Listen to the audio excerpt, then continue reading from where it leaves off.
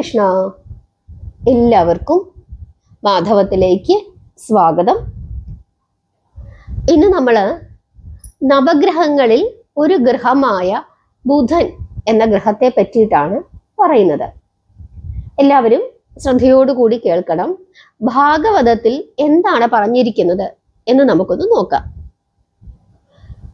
ബ്രഹ്മാവിന്റെ പുത്രനാണ് അത്രി മഹർഷി. അത്രിക്ക് ദേവഹൂതിയുടെ പുത്രിയായ അനസൂയയിൽ ജനിച്ച പുത്രനാണ് സോമൻ അല്ലെങ്കിൽ ചന്ദ്രൻ എന്ന് അറിയപ്പെടുന്ന ആ പുത്രൻ. സുന്ദരനായ പുത്രനാണ് ചന്ദ്രൻ. ബ്രഹ്മാവ് സോമനെ അല്ലെങ്കിൽ ചന്ദ്രനെ നക്ഷത്രങ്ങളുടെയും ഔഷധികളുടെയും നാഥനാക്കി തീർത്തു.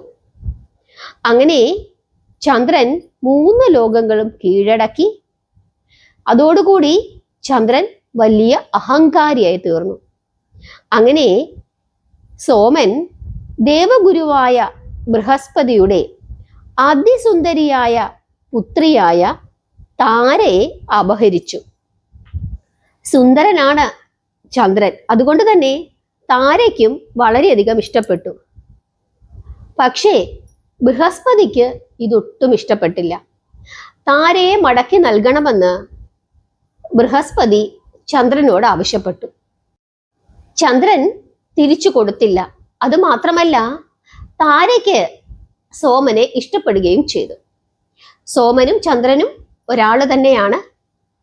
അങ്ങനെ സോമനും ബൃഹസ്പതിയുമായി യുദ്ധമായി. പിന്നെ ബൃഹസ്പതിയെ സഹായിക്കുന്നതിനായി ദേവന്മാരും മഹേശ്വരനും ഒക്കെ വന്നു. ഇവിടെ ബൃഹസ്പതിയുടെ ശത്രുവായി ചന്ദ്രൻ നിൽക്കുന്നു. ബൃഹസ്പതിയുടെ മറ്റൊരു ശത്രുവാണ് അസുര ഗുരുവായ ശുക്രാചാര്യർ. അതുകൊണ്ട് തന്നെ ശത്രുവിന്റെ ശത്രു മിത്രം എന്ന ഒരു ആശയം അവിടെ വരികയും ശുക്രാചാര്യര് അസുരന്മാരോട് ചന്ദ്രന്റെ പക്ഷം ചേർന്ന് ദേവന്മാരോട് യുദ്ധം ചെയ്യാനായി പറയുന്നു. അങ്ങനെ ഒരു ദേവാസുര യുദ്ധം തന്നെ അവിടെ നടക്കുകയാണ് താരയ്ക്ക് വേണ്ടി. സർവനാശകരമായ ആ യുദ്ധം എങ്ങനെയും നിർത്തണം എന്ന് ബ്രഹ്മദേവൻ തീരുമാനിക്കുകയും അങ്ങനെ ബ്രഹ്മദേവന്റെ ഇടപെടൽ മൂലം ആ യുദ്ധം അവിടെ അവസാനിക്കുകയും ചെയ്തു.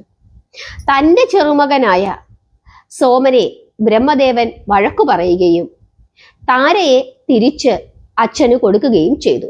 അങ്ങനെ താര വീണ്ടും ബൃഹസ്പതിയുടെ അടുക്കൽ എത്തിച്ചേരുന്നു. പക്ഷേ ആ സമയം താര ഗർഭിണിയായിരുന്നു. അതറിഞ്ഞ അച്ഛൻ ബൃഹസ്പതി പ്രസവിക്കുമ്പോൾ കുഞ്ഞിനെ ഉപേക്ഷിക്കുന്നതിനായി താരയോട് ആവശ്യപ്പെടുന്നു. അങ്ങനെ താര കുഞ്ഞിനെ പ്രസവിക്കുന്നു.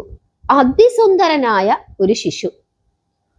അത്രയും സൗന്ദര്യമുള്ള തേജസ്സുള്ള ആ ശിശുവിനെ കണ്ടപ്പോൾ ബൃഹസ്പതിയും ചന്ദ്രനും ഒരുപോലെ അവകാശവാദം ഉന്നയിച്ചു.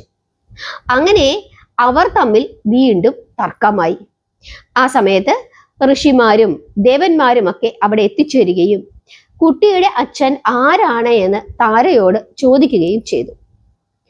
മുഖം കുനിച്ചു നിന്നതല്ലാതെ താര ഒന്നും മിണ്ടിയില്ല. പക്ഷേ അത് കണ്ടപ്പോൾ കുട്ടിക്ക് വളരെയധികം ദേഷ്യമാണ് തോന്നിയത്. കുട്ടി അമ്മയോട് കയർത്തുകൊണ്ട് ചോദിക്കുകയാണ്, അമ്മ, നിങ്ങളുടെ ഭർത്താവിനോട് നിങ്ങൾ തെറ്റു ചെയ്തോ? എന്തുകൊണ്ടാണ് നിങ്ങൾ എൻ്റെ അച്ഛൻ ആരാണ് എന്ന് പറയാത്തത് എന്ന നിലയിൽ ചോദിച്ച് ആ കുട്ടി അമ്മയോട് ദേഷ്യപ്പെടുന്നു. ഇതെല്ലാം കണ്ടുകൊണ്ട് ബ്രഹ്മദേവൻ അവിടെ നിൽക്കുന്നുണ്ട്. ബ്രഹ്മദേവൻ താരയെ അടുത്ത് വിളിക്കുന്നു. എന്നിട്ട് ആശ്വസിപ്പിച്ചുകൊണ്ട് കുട്ടിയുടെ അച്ഛൻ ആരാണ് എന്ന് ചോദിക്കുന്നു. താര കുഞ്ഞിന്റെ അച്ഛൻ ചന്ദ്രനാണ് എന്ന് പറയുന്നു. അതോടുകൂടി ബ്രഹ്മാവ് ആ കുഞ്ഞിനെ ചന്ദ്രന് കൊടുക്കുന്നു. ആ കുഞ്ഞാണ് ബുധൻ. അറിവുള്ളവൻ എന്ന അർത്ഥത്തിലാണ് ആ കുഞ്ഞിന് ബുധൻ എന്ന പേര് നൽകിയത്.